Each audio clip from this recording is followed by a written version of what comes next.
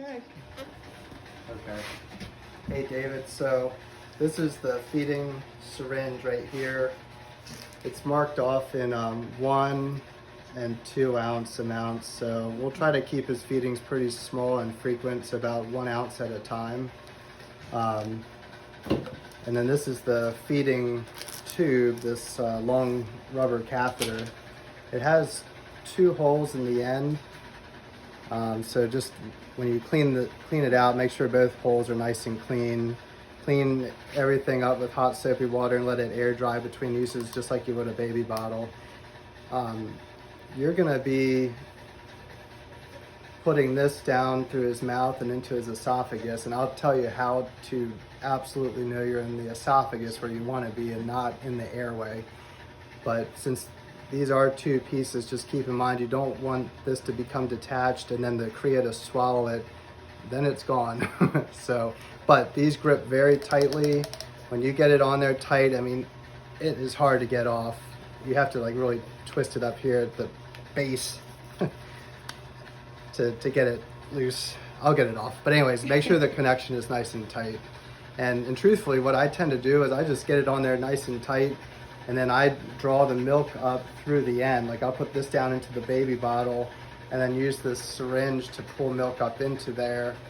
And then I'll tip this up, pull a little bit of air through to clear the hose, and then I'm loaded, ready to go. And then I can concentrate on introducing this into the Crea. You're gonna go through the Crea's mouth. It doesn't matter if you go in from the right-hand side. I usually do because I'm right-handed, or if you go in through the left-hand side of the mouth. Ultimately, you're gonna end up right on midline, and it's gonna get to the back of his throat, and then he's gonna swallow it 9 times out of 10. But the tip of this is small enough that it could slide into his airway by accident. And so the way you confirm you're in his esophagus and not his airway is to remember this. If you're in the airway, you can pull air out of his airway into the syringe. If you're in his esophagus, the esophagus is just a little flat, thin-walled muscular tube. The esophagus is going to collapse down around the end of that feeding tube, and when you go to try to pull air into the syringe, you're not going to get anything. It's going to be negative pressure. That's one way you can confirm. The other really important way is to feel for the end of this tube. If you can feel the end of the tube sliding down his neck, it might be on midline, it might be on the right side, it might be on the left side. It's hard to predict, but if you can feel the tip of this, as you advance it down, if you're feeling this tip, then you are definitely in the esophagus, not the airway, because the airway has cartilage rings and is pretty rigid, so it's going to shield you from being able to feel that tube. But if you're in his esophagus, you will feel that. And so you can sometimes see it, slide down the neck. I don't know if you can see that, but you can sometimes see it slide down the neck under the skin, and then you can feel it. I usually advance it back and forth and feel it bumping up against my fingertips. That's how I confirm that, okay, I'm in the esophagus. And then it's just a matter of sliding it, all the way down. With a Crea, they have pretty long necks. You're frequently, by the time you go through their mouth and then their esophagus, you're sometimes not quite into the stomach. That's okay. If you get it fed all the way through his mouth so that the tip of this red is just about right there, as long as even if you're still in the esophagus, as long as you're giving it at a fairly slow. Okay, so this is just a practice run. There's no water or milk in the tube. When there is milk in the tube, I usually let the syringe dangle down like this, so there's no risk of the milk inadvertently getting into the airway.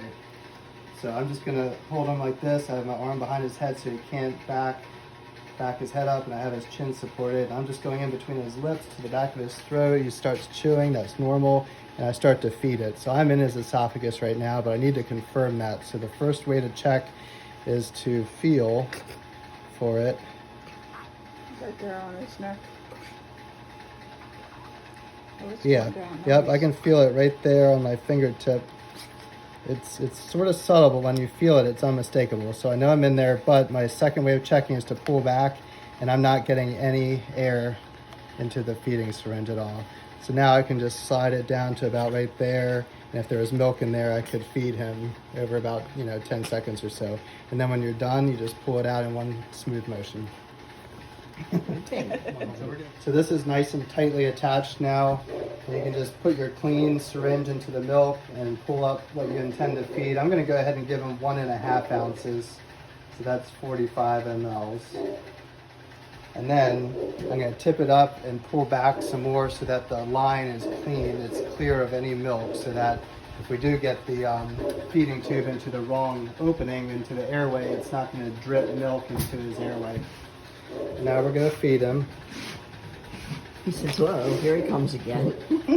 So like I said, I just let the syringe dangle down, get it into the mouth.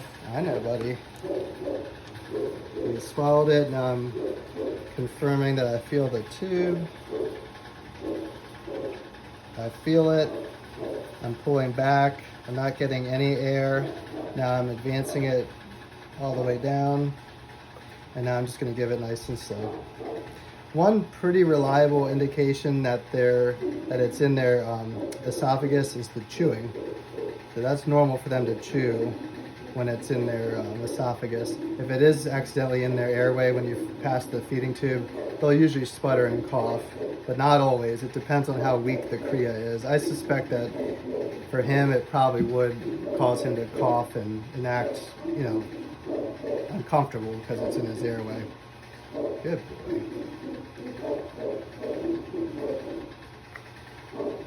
And I'm keeping his, chin kind of horizontal. I'm not, lifting his chin up really high. And now at this point, you just don't want to pause when the tube is in the back of his throat. So just one nice continuous pull. You just don't want to hesitate if the tube is about that far in. Otherwise, you might get some air or some milk in the back of his throat. So, okay, that is all.